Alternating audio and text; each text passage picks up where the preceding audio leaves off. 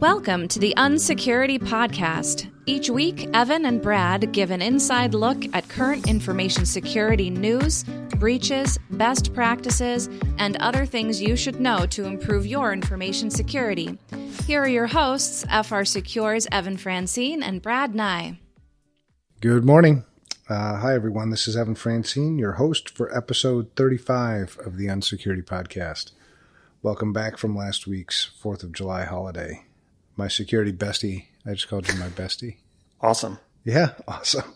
Brad Nye is here. How you doing, Brad? Good. How was your week? It was lighter than normal. Lighter than normal. You got to get out a little bit? Yeah, I was off. I wasn't in the office, but I still put in about 30 hours. Damn. Are you done? Hopefully. I'm just writing the report. Is it legal who's driving this now? Yeah. Okay. Yeah. So this, which is, I mean, it makes sense. It's fine. So this is the same incident response now. Yeah. That's been, what, 3-4 weeks? 3 weeks? Yeah. Okay. About 70 hours in. Damn. You know any jokes? Not this early. Really? I'm trying to think. I posted one on Twitter. You want to hear it? Yeah. Okay. A dyslexic. Here's a joke. A dyslexic man walks into a bra. Good enough. Yeah, that was good. Yeah. All right. So, I went on a big bike ride. It took my motorcycle, put on 2,000 miles last week. Yeah.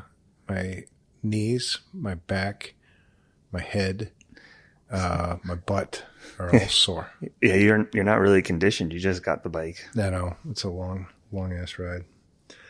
All right. So over the past couple of weeks, you and we've been talking about this ransomware thing, primarily how it's been affecting municipalities, been affecting, local governments. And what spawned this was, I guess it would have been the Atlanta ransomware attack, the Baltimore ransomware attack. And I think Baltimore is still recovering. I don't think Atlanta is even fully recovered yet.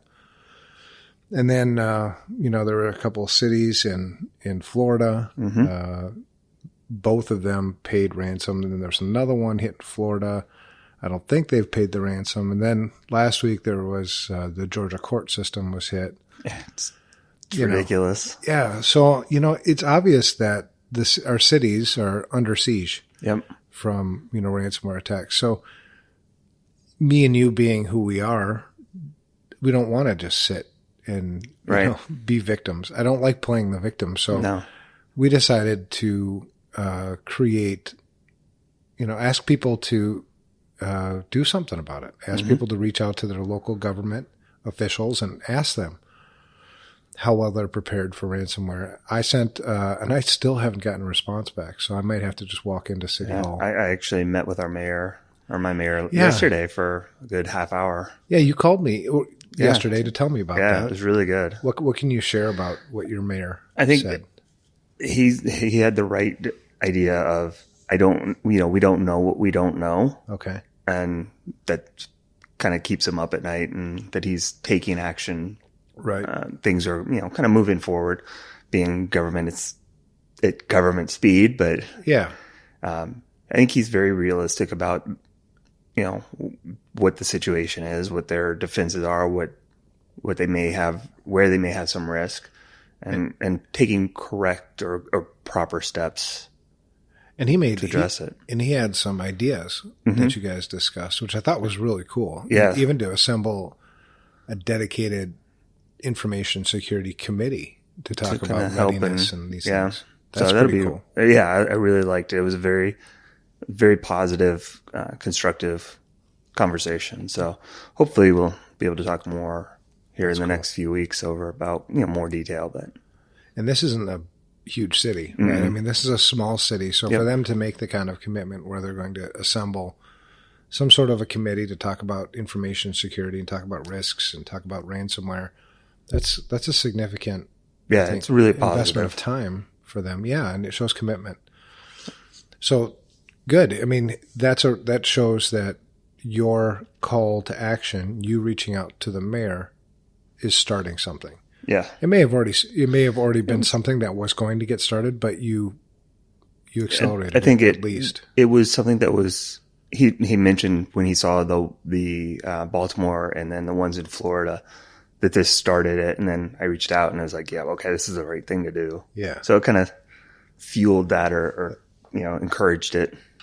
It's really cool. So, and I wrote a series, I think 3 blog posts. And so what we've asked people to do is to reach out to their local cities, counties, court systems, whoever, and ask them, inquire of them how well they're protecting ransomware. And if you don't know the right words or you don't feel comfortable putting together a letter, you can use our template. So I created a template, posted it on the blog post, and I don't know how to get more people involved, but it's almost like you can't have too many people. No. So everybody should reach out to their cities. And I almost feel like once you start getting a little bit of momentum and somebody sees it, actually there is a positive, there is some sort of traction there. You start to build on that, even if it's not within that same locality. Right. Hopefully. Yeah, exactly. Hopefully. And I wonder, if people just, maybe we're just used to, have been conditioned, just the public in just burying our heads in the sand, just thinking that this is somebody else's problem. Somebody else will take care of it. I'm powerless. I'm not going to do anything and go about my day. Maybe, I think, but it's also that, what is it, the bell curve with the early adopters. And, I think we were kind of it's the same thing there. Theories of diffusions of innovation. Yeah. I think it's the same thing, right? Very few people want to be on the bleeding edge, right, taking that first step. But once you start seeing some traction, that's when it starts to go. Yeah. Yeah, I agree. So it's been cool because we've gotten so people have been emailing their local governments, and they have been sending us responses from their local governments, which I thought is just awesome. Yeah. Keep up the good work. For people who haven't emailed, do it. Get on it.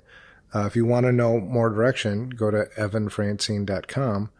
It's EVANFRANCEN.com, and go to my blog, and you'll see where you can, sort of get involved. Some of the responses we got to our unsecurity@protonmail.com email address.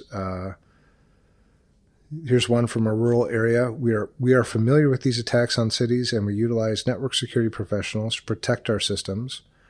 We also utilize a firm to audit us and test for gaps or issues proactively, as well as routinely backing up and storing our data offsite to protect against ransomware demands and other risks. I'm like, that's a rural city. Yeah, that's good. Yeah, that's a pretty good response. And then the resident followed up to gain a little more insight and offer some help, which I thought was really cool. Medium-sized U.S. county. This one, just sort of paraphrasing a little bit, the county does not have a defined policy regarding what they would do if faced with this decision. In fact, none of the metro counties have one, last time I checked. But in my conversations with the administration, I do not believe paying a ransom would be an option they would choose. I think. But if you didn't ask, you wouldn't. How long is that acceptable? No. That they clearly have thought of this, right? They knew they had an answer, and the answer was, I don't know, I think this might happen, but they didn't ask. Right. So I think that's okay. So it's not acceptable. But I think that's probably the more common. I agree. And if you are a county or a city official and this is your response, don't be embarrassed by it. Address it. Right. Right. Admit it and address it. This isn't rocket science, right? It's not hard to create a policy that will mandate what you do, create an incident response plan, back up your data, store it offsite, store it offline. Right. So it's good that they admit it. The troubling part here is none of the metro counties. Right. Oh boy, we got work to do, but do it. What's your alternative? I don't think there's another way to go here. Pay the ransom. And hope for the best. Yep. Cross your fingers, bury your head. So we do have a bunch of, and I did post these some of these responses on the blog, and I did protect the names of the guilty or innocent, whatever you want to call it. So that's that, and I'm not going to beat that up like we did. Last show I was pretty ticked off, and I think you might have been too, Brad. Yeah, a little bit. Because we really need to do something. We're in this together. Mm-hmm. It's my money. It's your money. It's my time. It's your time. Right. It's my city. It's your city. Right. That ransom that money comes out of something that was supposed to go towards the community. Right. Yeah. So if you have taken up that call to action and have emailed, let us know about it. We'd love to kind of cheer it on. It does encourage us too that, right. We're at least somebody's listening and that somebody's doing something about it. So awesome. All right. Anything else for you to add on that? No, I don't think so. Okay. What county do we live? We live in the same county, don't we? Do you want me to take the county or do you want me to take the county? I can take it. I think there's already... We can both take the county. Well, and there's been some conversation with the mayor around the county as well. Oh, so let's take it on 3 different angles. Yeah. We'll all hit them. That'll be good. Yeah. Yeah. We'll go into that. Never mind. All right. So this weekend I was, so I took the week off. You did too. I mean, at least physically not here. Right. I would get up at, I got a book to write, so I've been writing this. I got to get back on it. So I've set a goal that I'm going to write at least 3,000 words a day. Okay. Towards the book. And so if the book is, because what happened is and for people who don't know, this is a book. It's called, the marketing people will change it. It's called Information Security for Normal People. Mm-hmm. It's normal people. Right. You and me are normal. Right. So I had written 35,000 words in the last draft and then ditched it. Which always sucks. It's when you come to that realization, like you're down a path that you just won't be able to get out of. But I feel like once there's going to be some stuff you can use from the thought process, right? So you're not very starting from scratch, but yeah. So it's not fun. No, so we'll get back on that. And so I won't be in the office nearly as much until that thing gets completed because you and I have a book to write as well. Yeah. And I'm excited about that one. So I better get my come on. Gear. I know, right? It's okay. So anyway, I was so I got up this morning. I got up every morning while we were traveling at like 6:30, and I went downstairs and I would just write a little bit, get caught up in email. And one of the things I was reading, and I've read it before, was some of the research from Cybersecurity Ventures. They do their annual cybercrime report or whatever. I hate the word cybercrime unless you're actually talking about cybercrime. But I was revisiting some of the research in our industry, and which you do a lot of that for the book anyway. Mm-hmm. And 2 things that I really wanted us to talk about just openly is, one is this transfer of wealth, and that's the money the attackers are stealing from us. The second is the money grab, which is the money that we steal from each other, or maybe spend would be a more politically correct word. And being that I didn't want to kind of talk about both in the same podcast, I figured we could talk about the first one today. We can talk about the money attackers are stealing from us, and then maybe next show we can talk about the money grab. And I don't know which one of them pisses me off more, because they both do. Yeah, I know. But they both involve taking advantage of other people, right? Yep. Yeah.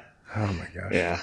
So hopefully I won't get blood pressure. I took my, oh crap, I didn't take my blood pressure medication today. Oh boy. I know. It's in my pocket. I get up in the morning and see? Look at that. That's losartan. When you live a high stress life and don't live healthy, like you don't exercise, you have to take these things. Yeah. All right. So anyway, blood pressure.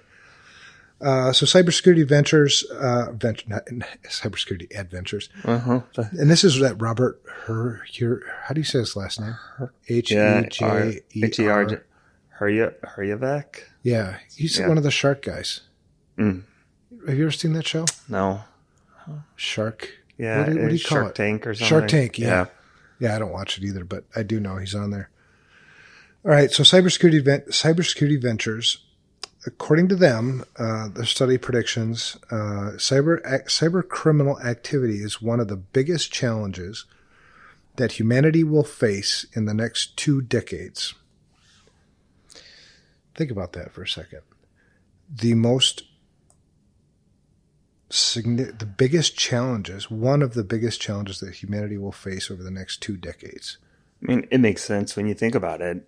Yeah. Right? I mean, everything is getting... Does that fall on deaf ears, do you think, with normal people or with anybody? I mean, have we overplayed the fear card? Because people start to get numb to it, right? Right. And tune it out because it's been that FUD for so long. See, I think we've kind of shot ourselves. Uh-huh. Yeah. Because you hear about like climate change. That gets headlines all the time. Right. That's also one of the I would assume that's one of the biggest challenges humanity will face over the next 2 decades. Mm-hmm. You hear about that one all the time, but you don't hear much about cybercrime being, it doesn't make headlines. No. Yeah, because CNN's not covering it, are they? Only when there's like a big city that pays a big, news grabbing number. Yeah. And then it's just that, right? Oh, they paid $600,000 in ransom, and then that's the end of it. Yeah, and then then that IT director lose his job too. Yeah. Yeah, I'm sure it was his fault. I'm sure, right? And also, partially it was, but during a major crisis, what you should do is fire the one person who probably knows more about your network than anyone else. Right. Yeah, and it's such a scapegoat play. Anyway, all right. So cybercriminal. So there's this thing called cyber criminal activity. It's supposed to be the biggest challenge humanity will face over the next 2 decades. Our message isn't resonating, I don't think. No. Like if I were to ask anybody on the street, hey, give me give me your top 10 or your top 5 biggest challenges that humanity will face in the next 2 decades. They'll say things like climate change, something about geopolitical something rather, war with Iran, but oil. Not. Yeah. I don't think cybercrime will be one of those ones that most people would, we should do that. I don't have time to just go out on the street and do one of those Jimmy Fallon things. We'll make marketing go do it. They're not busy. No, they don't. Exactly. Exactly. So, all right. So here's some other quotes, some other claims. Cybercrime is the greatest threat to every company in the world. The greatest threat to every company in the world, and one of the biggest problems with mankind. The impact on society is reflected in the numbers. So cybercrime is the greatest threat to every company in the world. Mm-hmm. It's the one thing that can shut you down faster than anything else. That's true. Is it treated this way? Boards? Well, no. Yeah, no, it's not. It should be. Huh. All right, more work to do there. In August of 2016, Cybersecurity Ventures predicted that cybercrime will cost the world $6 trillion by 2021. That's like, what, is it 2019 still? Mm-hmm. So that's like a year and a half, 2 years? Yeah. Up from $3 trillion in 2015. This represents the greatest transfer of economic wealth in history. That's a lot of money. $6 trillion. What's the U.S. budget? Do I have to look that up? Let me look that up. I don't know. Why don't you keep talking while I look that up real quick? So, thanks. But if you think about it, $3 trillion to 6 in 6 years, doubling. I think there's a lot of places that would be very happy to have their profits or their revenue double every 6 years at that volume. Right. So March 11, 2019, President Trump released his budget request for fiscal year 2020. Under his proposal, the federal budget would be a record $4.746 trillion. So more than the US. More than the United States GDP, or at least equal to by 2021. It's insane. Man. Because big numbers like that, I can't put those into context. Yeah, it's like watching like the shows on like space and stuff with your kids. Right. Like, if you were the U.S., you have to have it some way to, hey, the Earth is a golf ball, and here's how close the next one is. And the guy drives for 7 hours to show how far it is, right? You need something like that for sure to make this comprehensible, to understand what does this mean. So $6 trillion of economic wealth. And so that comes from theft of intellectual property. It comes from theft of personally identifiable information. It comes from ransomware. It comes from all kinds of different, money theft. But $6 trillion by 2021. What are we doing? Nothing. Well, I mean, security people are. Well, yeah. I suppose a little bit. We're trying. There's 800,000 of us, supposedly, in the United States, and there's 330 million people in the United States. To expect 800,000. So do you remember that picture that I made? I made a picture and I plotted that on talking about context.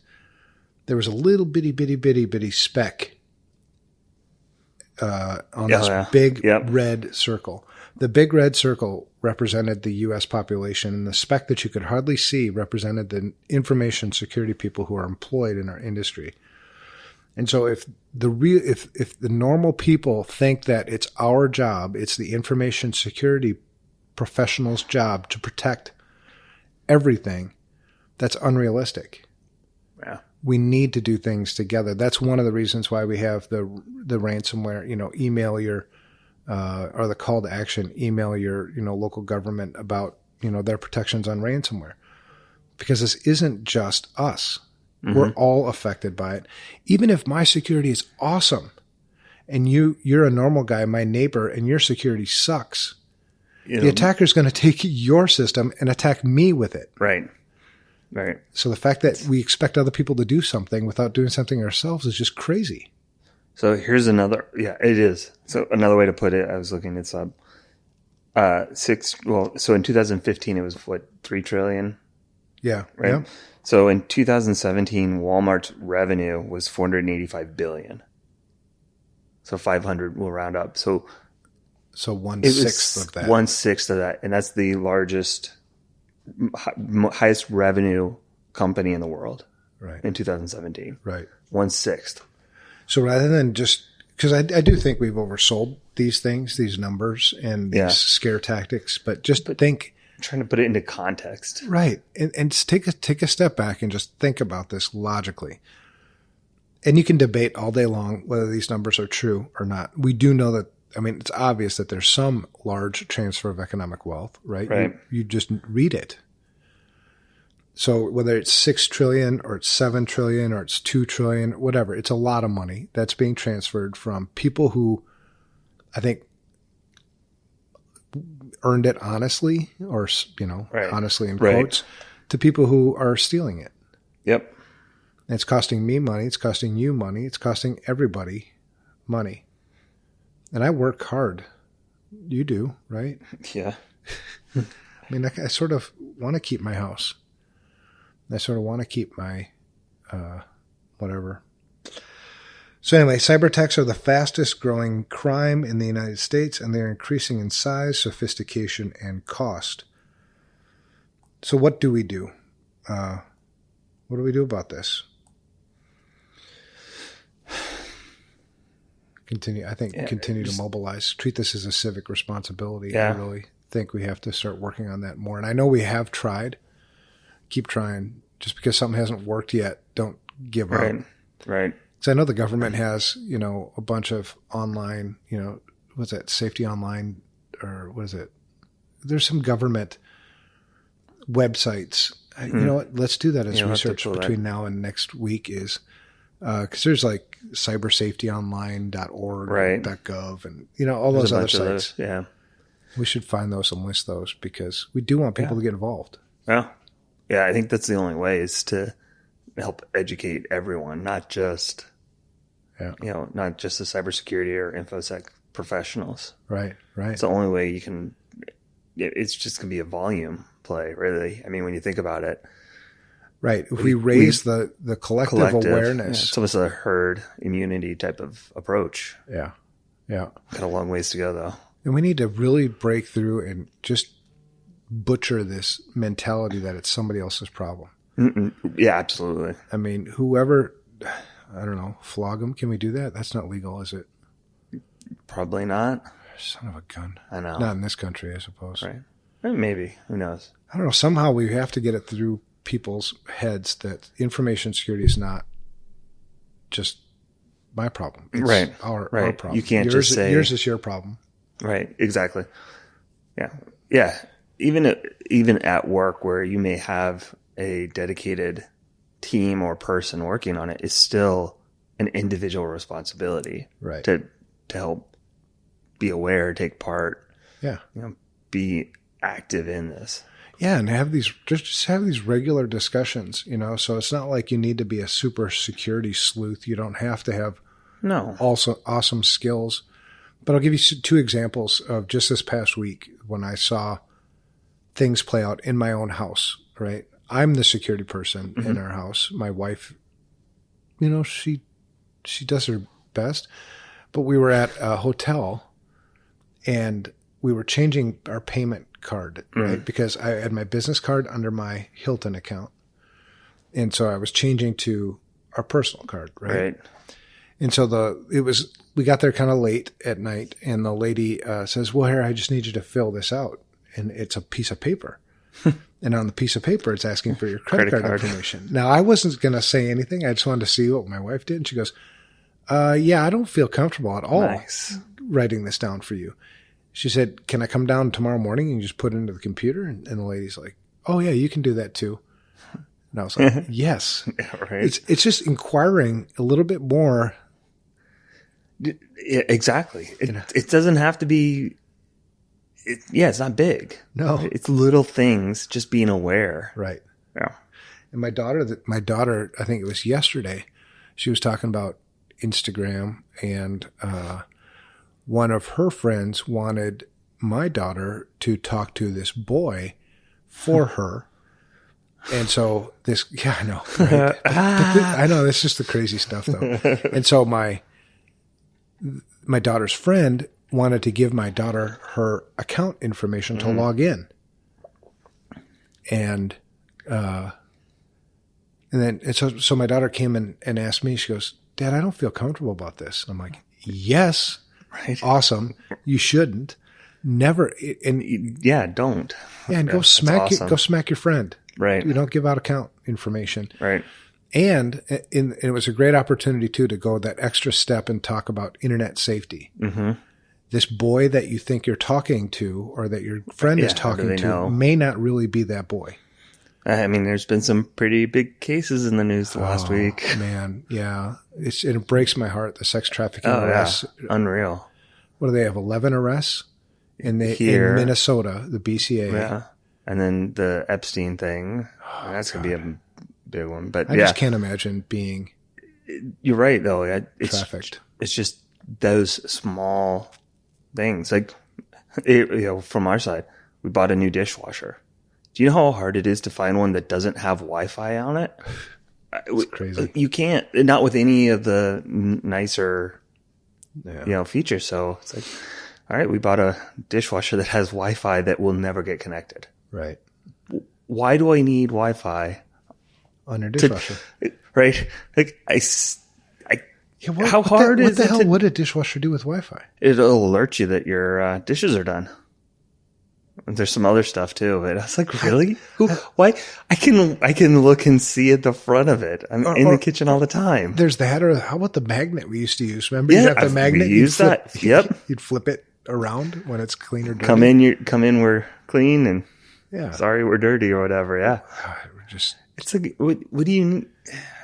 We're too enamored. Well, and that's another thing. So you bring up another good point. So one is just awareness and having these discussions with your family. Just, you don't have to read tons of books. Obviously, you want to read my book when it's released later this year or early next year. Yes. But, you don't have to do a ton. Yeah. So going on that, but my wife, same thing. We were looking, online at all of them. She's like, I really like this one, but it has Wi-Fi. And so she's at least, You tear out the She's circuit. coming back from her wanting her Wi-Fi enabled washer and dryer earlier this year. Good for her. Good for you. But she's like, she knows. But right. But I love the fact that she was. Yeah. I really like this one, but it has the Wi-Fi. I really like just people just to slow down a little bit and ask themselves why we're doing some of this stuff. Like, I know people just love Alexa and love Google Home and these things, but like, why? Right. I mean, seriously, I don't need Alexa to look stuff up for me. I have my phone sitting right next to me, my iPad sitting on the coffee table, my laptop. We're headed towards Wall-E. Oh, man. So. But yeah, I'm with you. I don't have Alexa or any of those. Right. My kids, we turn on and off Siri for the youngest to play with, like, because it's kind of funny to watch him try to talk to it. But by default, it's off. Right? We don't need that on there. No. So what can you do? What can we do collectively as a normal person or as a security person? One is just don't be intimidated. Get aware a little bit. Ask yourself these things. If things seem a little bit off, they maybe are a little bit off. Ask yourself, do you really need this feature or that feature or this app or that app? I mean, just take some time to think about things. And then I think another thing you can do is kind of what we're starting or trying to start more with this call to action. Ask people what you're doing. Ask your local government. Ask, what you're doing to protect my information or protect our information against ransomware. Yeah. Ask a company. Start the conversation. Right. What's the worst case? Exactly. They don't answer you. Right. And then you can go like we said in the last podcast, then you can go to a city hall meeting. Yeah. And ask it there. And then you can go to, there's all kinds of things you can do to try to social media. You could post some things, but if playing nice, I guess it should all be playing nice, right? I can go nicely to a city hall meeting and ask the question nicely and not be a jerk. And that should be your motivation too. Right. Right. You shouldn't, if you're going in and trying to do that gotcha moment or that aha, whatever, you're approaching it wrong. Totally wrong. Yeah. Right? This needs to be, it's education. I'm concerned. What are we doing? Right. And the same thing should happen with anybody I do business with, even a private sector organization. If I'm doing business with you, if I'm a consumer, I'm a customer of yours, do I not have the right to ask you certain questions about how you're protecting my information? Yep. I mean, that's the whole premise around a lot of the GDPR stuff and the California privacy law is I have a right to know what you're doing with my stuff. Right. It's not a bad idea. No. Right. And in the meantime, I mean, if you're going to wait for regulation, say I'm not a big fan of regulation. I hate being told what to do. Right. I'd rather just do the right thing. But there's nothing to stop you as a consumer, as a customer, to asking questions. And I think you need to do that. I think you need to hold people accountable more. Yeah. Now, and then to put all of this into context too, to expect zero breaches, it's not realistic. Yeah. Exactly. What I'm saying is instead of $6 trillion annually by 2021, why not 2? Right. Right. Let's trend it the other direction. Yeah, right. Let's go from 6 to maybe 5 to 4 to 3 to 2. And maybe we can really get our hands around it and make it less than $1 trillion at some point. Yeah. And then it's just a cost of living, really. Right. Right. Yeah. It's like, a car accident. Right. Do everything you can, but occasionally it's going to happen. There's going to be something that happens that's out of your control, but you can do a lot of things to prevent that from happening. So anyway, we have this, sometimes we look at these big news things and see this largest transfer of economic wealth ever in the history of mankind, and we get overwhelmed. Yeah. We tune out. Don't tune out. Tune in. Think about it. Ask yourself what you can do. Yeah. You can always email myself and you at unsecurity at podcast and unsecurity at protonmail.com.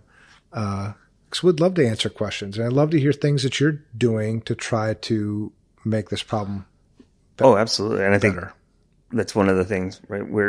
We've got ideas, but that doesn't mean they're the only ideas are the right ones. Like, right. We've talked to people that were like, that's a really good idea. I wish I had thought of that. Yes, let's do it. Yeah. So don't be afraid to email us. No. Because exactly. Because your ideas, if they're good, we'll share them. Yeah, for sure. I mean, and even if they're not good, maybe they are still good.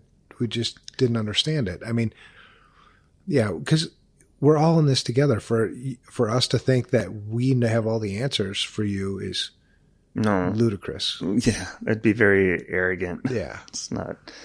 There's no way any one person has all the answers. You have to crowdsource, so to speak. You'd really do. Yeah, different perspectives on the same problem. So anyway, that's what I wanted to talk about first. Next week, I think we'll talk about the other transfer of wealth, which I call the money grab. The money grab is where we really end up stealing from each other. We sell snake oil. We cause people to spend money that maybe they don't have, or spend money on information security controls that aren't the best controls to be spending money on. That's a whole other issue. Yeah. And that kind of, the analogy or the vision I kind of see in that it's like the wolf in sheep's clothing, just, hanging around the flock and just kind of picking them off. Yeah. Which ticks me off. I liked your analogy to a customer about the pack of zebras. Yeah. You want to be the herd. You're the one struggling in the back. Don't be them anymore. Right.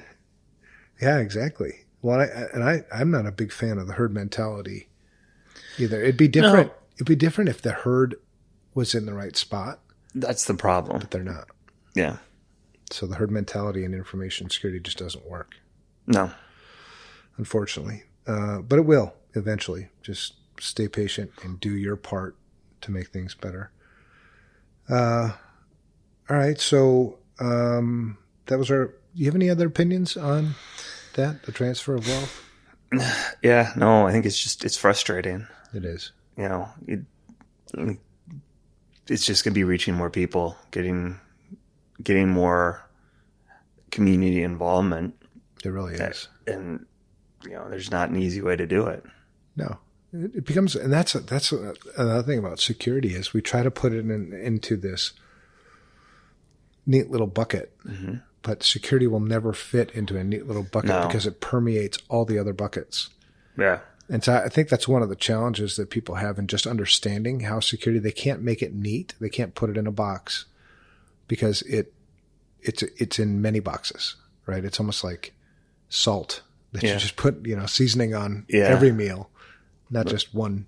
It's a good way to look at it. Yeah. Right? It should be spread out. Yeah. So, all right, just two newsy things this week. We'll cover them quick. The two stories, DERP, the DDoS attacker that brought down EA, Sony, and Stream, was jailed for 24 months. That's good. Is 24 months long enough? 27 months, I'm sorry. I mean, so 27 months and $95,000 in restitution. Yeah. And, most likely, who knows what his job prospects will look like after that. I don't know. We're kind of dumb in this industry with some of that stuff. I mean, we hire people, but it's dumb, but not dumb, because people do deserve a second chance. It depends on where he's at now. Right. Did he learn? Can he come back from it? I think, Mitnick is a good example of somebody who, I don't know. The world's most famous hacker. Yeah, exactly. But that he was hacking, and now with, KnowBe4 and so on, is doing good, putting that knowledge to use. And I think of like Kevin Poulsen, who doxed. Yeah. That pissed me off. But anyway. Yeah. All right. So for this news article, it's Hot for Security is where you'd find it. That's a Bitdefender's blog. And the title is DERP, DDoS attacker who brought down EA, Sony, and Steam jailed for 27 months. 23 years old. DDoSed these big companies. Austin Thompson is his name, who called himself Derp Trolling Online, launched a series of DDoS attacks against all these gaming sites for the lulz. Yeah, and the fact it's kind of immature, right? Yeah, his reasoning and reason for doing it, that kind of makes me wonder what his job prospects will be. Well, and when he did it for the lulz, I mean, the attacks took place back in 2014, the beginning of 2014. So Austin Thompson would have been 18. Yeah. 17, 18 at the time.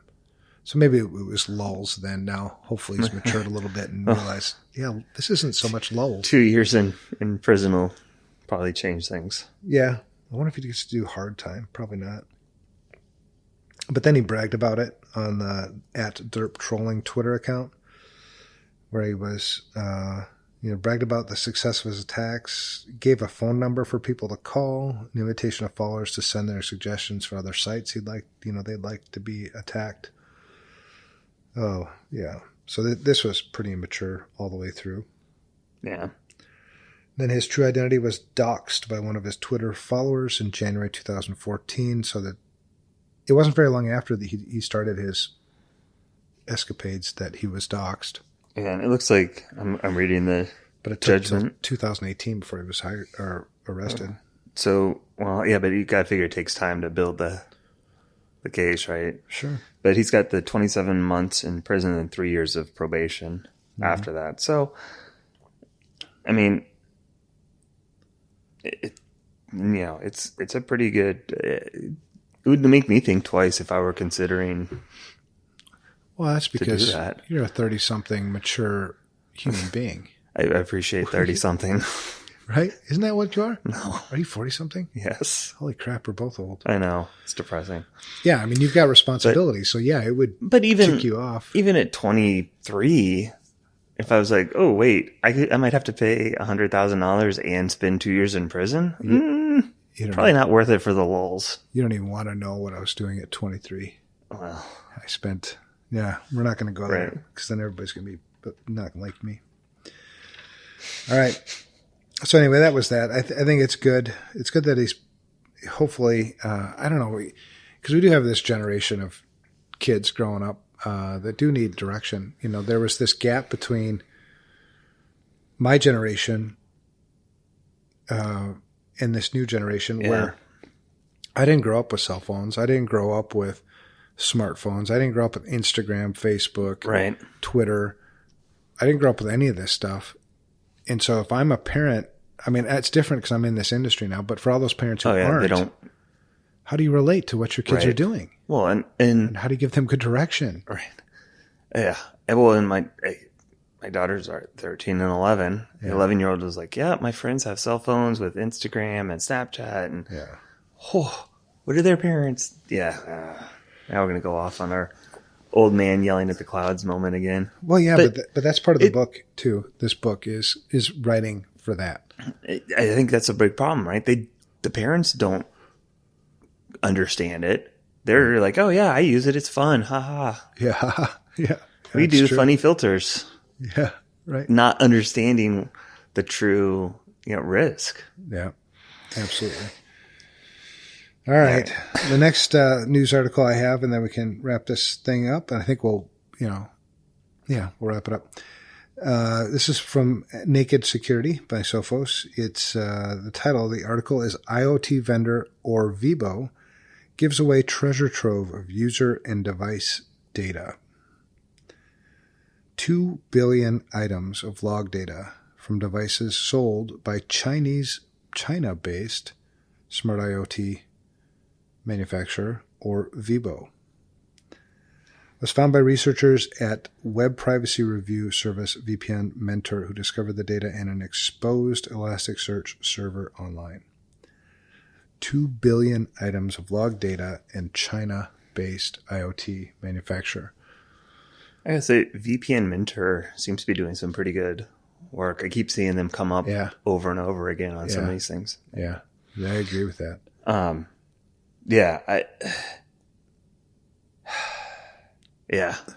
Right? I mean, what do you think not about using Assault, using MD5?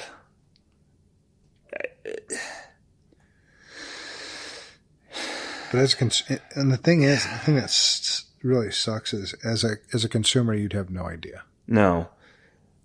And I think part of this one, it was interesting towards the bottom around Elastic with some of the security things that they had turned off that you had to pay for. Yeah. Like TLS and native authentication used to be premium features you had to pay for. Right. You have to pay for security. Like, that's ridiculous. Right. I get, you need to make money, but to some extent I feel, anyway. Well, and why would you even make things like that a feature? Right. That should be standard. Baked in. Right. I mean, this is 2019.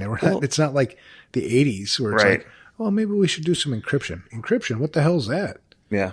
I mean, this is like basic stuff. Well, and there's been a lot. We could do a whole series of shows too on China-based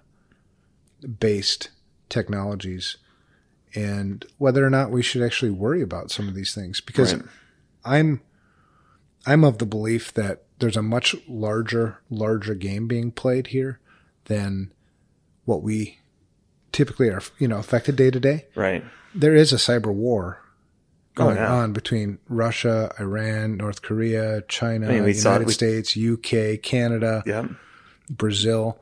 They're all players. And the one thing that scares me the most about China is there is no privacy in China.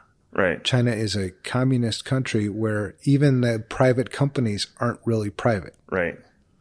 They work for the government. So, this Orbivo or Vibo, I don't know this company, but it wouldn't be inconceivable at all for this company to be operating under the auspices of the Chinese government. Or even to say, even if they weren't directly, that the government doesn't have full access. Exactly. Right. Even if, I'm going to take the positive here and say, you know what, they weren't intentionally malicious. I guarantee the government has access to it. They have access. Well, they got caught last week installing malware on people's phones. Right. When they entered the country. I think the other thing with this one is, as of Monday, the database was still publicly available, even though that was July 1st. Right. They'd been trying to reach him for weeks. So, maybe not completely without fault there, but it's frustrating as hell. So, another reason for me not to install IoT. Mm-hmm. And if I was going to install, we could spend days and days writing all kinds of articles about this stuff. But how do you source the right IoT device, and make sure that your data is staying in the U.S. or, wherever? I know. Well, I think, we both, the only real IoT you have is the camera. Yep. I have the same system. I think I was impressed with those. My Arlo. Yeah. Yep. I was impressed with some of the stuff they have around it. Yeah.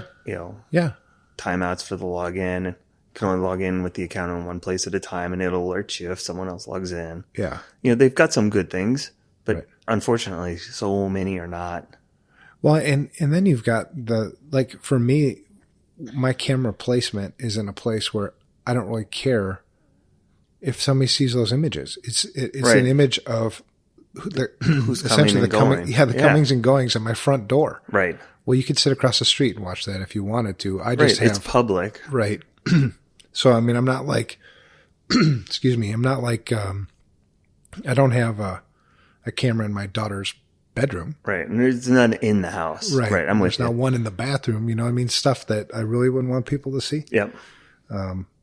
So yeah, even then, but that's that security kind of mentality that you and I have that we need more people to be thinking about. Yeah. The risk assessments all the time. Just exactly. all of these little things. Yeah. And it is possible because we think this way. You and I do. And I think many security people do. We just do risk assessments all the time in our minds that are different than normal people. So it's just teaching normal people how to do those same types of risk assessments because they already do. Like when you come up to a a yellow light, you calculate a risk assessment really quickly, right? Yeah.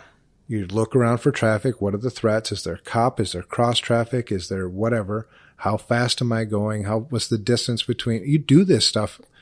Well, and subconsciously, you just, so it's possible.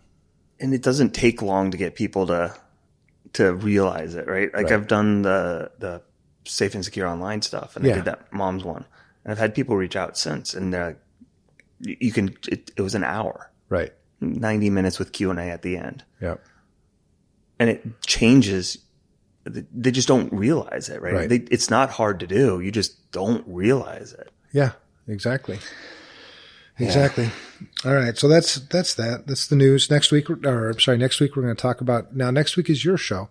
This one was supposed to be, but like I said before the show started, I did not want to bother you because I knew you were working your butt off, during your time off. Yeah. So I just wrote the show notes, because I had a little more time on my hands, I think, than you did. At least a little more, less pressing time, right? Yeah. You had to get this stuff done. The incident kind of drops everything down a level. So next week will be your show. And what I'd like to talk about, if you're cool with it, is the money grab piece. Oh, yeah. Just how much money we're spending on security and where it's going and all that stuff. All right. Well, that's how it is. Thanks again to our listeners. And thank you, Brad. Have a great week, everybody.